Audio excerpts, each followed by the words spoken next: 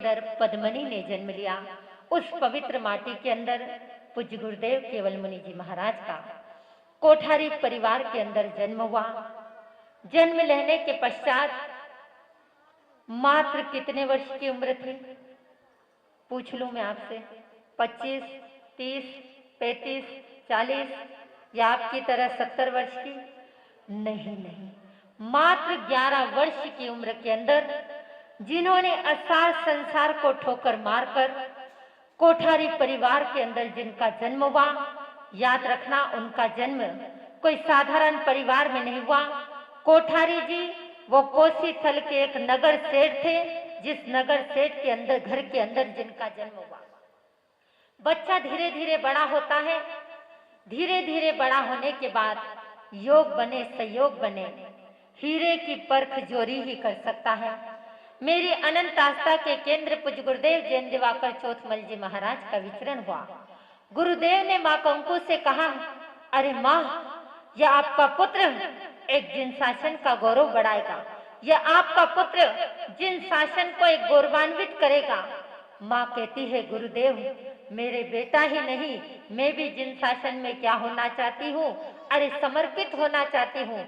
याद रखना, मां कुंकू इतनी सुंदर थी कि जो पानी भी पीती थी तो क्या करता था, अरे दिखाई देता था।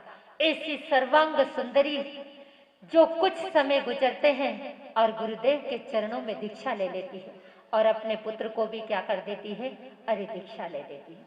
एक परिवार से अगर एक दीक्षित होता है तो जिन शासन कितना गौरवान्वित होता है। उस परिवार से दो प्राणियों ने दीक्षा ली। दीक्षा लेने के बाद पूज्य गुरुदेव केवल मुनि जी महाराज, जब मुझे बड़ा विचार आता है कभी कभी कि गोचरी करने बैठते हैं तो बहुत बार लगता है कि आज गोचरी में रोटी आई है तो सब्जी नहीं, लेकिन वह संत जहां गोचरी लेने जाता था, उस गोचरी के अंदर जो सब्जी लेते थे, हर सब्जी के अंदर दही को क्या कर देते थे, अरे मिक्स कर देते थे। और गोचरी लेकर जब गोचरी आहार करने बैठते थे तो आहार में रोटी सब्जी सब एक द्रव्य कर कर क्या करते थे, खाते थे। जब हम पूछते थे, बहुत बार एक बार गुरुदेव की सेवा में रहने का मौका मिला, गुरुदेव आप एक द्रव्य ही क्यों लगाते हो? कि देखो अपने शरीर को, अपने गले को स्वस्थ रखना है तो तली गली चीजें जिंदगी में कभी भी नहीं खाना है। बहुत बार आपको विचार आता है, कभी कचौरी खाने का मन करता है, कभी दही बड़े खाने का मन करता है, कभी गरम गरम भजिए खाने का मन करता है, लेकिन वो एक ऐसा संत जिसने जिंदगी में कभी कचौरी नहीं खाई, जिसने जिंदगी में कभी दही बड़ा नहीं खाया, जिसने जिंदगी में कभी पराठा नहीं खाया, जिंदगी में मात्र सब्जी के अंदर दही डाला और मिक्स कर कर क्या कर लिया, अरे एक द्रव्य लगा लिया। उनका पोता अमित जी जब बदोईता बहुत बार मेरे पास आते हैं, युवा शाखा के अध्यक्ष भाई अमित जी मुनत, वह कहते हैं महाराज मुझे भी एक पानी को छोड़कर सिर्फ एक ही द्रव्य लगाना है। देखिए, याद करना, याद रखना अपने परिवार के संस्कार व्यक्ति में कैसे आ जा रहे हैं। जब संयम के पथ पर बढ़कर रसना इंद्री पर जिन्होंने विजय प्राप्त की, दुनिया में बहुत बार संगीत सुनते हैं, बहुत बार उपन्यास पढ़ते हैं। जब एमए की परीक्षा एसएनडीटी से की, जब हरिवंश राय के उपन्यासों को पढ़ने का काम पड़ा, महादेवी वर्मा की कविताएं पढ़ी, लेकिन पूज्य गुरुदेव उपाध्याय प्रवर केवल मुनि जी महाराज के उपन्यासों को पढ़ते हैं। जीवन का आखिरी खेल, तू डाल डाल में पात पात, ऐसे अनेकों जीवन की अंतिम मुस्कान, उन पुस्तकों को पढ़ते हैं तो ऐसा लगता है, उपन्यासों को पढ़ते हैं तो ऐसा लगता है कि हम कोई नोवेल पढ़ रहे हैं। लेकिन बड़ी सुंदर, एक नहीं दो नहीं 80 उपन्यासों की रचना जिन्होंने अपनी जिंदगी में की, जब उनके संगीतों की धुन को गुंजाते हैं, बहुत सुंदर ऐसे ऐसे गीत रच देते हैं कि जिसमें सम्यक संयम सम्यक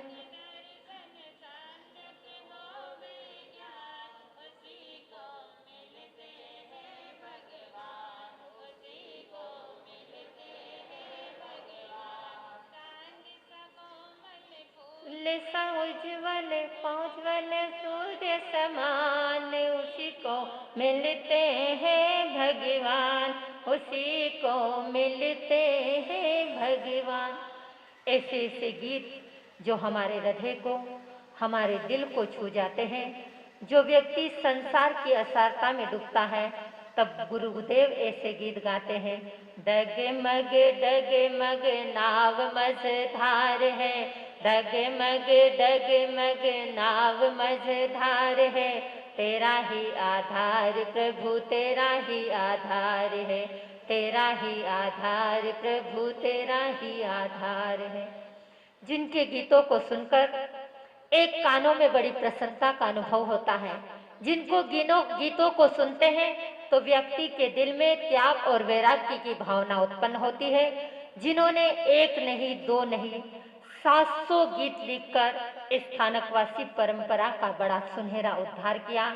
स्थानकवासी परंपरा के अंदर एक ही ऐसा संत हुआ है कि जिसने अपने जीवन के अंदर 80 उपन्यास लिखे और 700 गीत लिखे, जिन गीतों को गाने के बाद मन में ऐसा लगता है, जब व्यक्ति कोई दुख और परेशानी के अंदर आता है तब वह सुमधुर धुन को सुनता है तो उसका मन प्रसन्न हो जाता है। एक ऐसा सूत्र जिन्होंने लिखा है जिसके अंदर संपूर्ण आगमों को क्या कर दिया है, उन्होंने समावित कर दिया है। ऐसा तत्वार्थ सूत्र, जिस सूत्र को पढ़ने के बाद हमारे जीवन के अंदर एक जैन धर्म के प्रति, एक जिन शासन के प्रति अनूठी आस्था और अनूठी श्रद्धा आ जाती है। जब इस महान संत की अपने गुरु दिवाकर के प्रति अटूट आस्था, अटूट श्रद्धा थी, जब अचानक समाचार मिले पूज्य गुरुदेव जैन दिवाकर चौथमल जी महाराज मिक्सर शुक्ला नवमी के दिन इस दुनिया से सदा सदा के लिए विदा हो गए, तब शिष्य को पता चला, जो गुरुदेव का बड़ा प्यारा शिष्य, बड़ा लाडला शिष्य, जब अलग चतुर्मास के लिए नहीं जा रहे थे, तब पूज्य गुरुदेव ने कहा, नहीं केवल इस वर्ष तुझे अलग चतुर्मास के लिए जाना पड़ेगा। जिस प्रकार महावीर ने गौतम को भेज दिया, उसी तरह दिवाकर ने केवल को भेज दिया। जब गुरुदेव का स्वर्गवास हुआ, उपाध्याय प्रवर को पता चला, मानो ऐसा लगा पानी से मछली को निकाल कर फेंक दिया।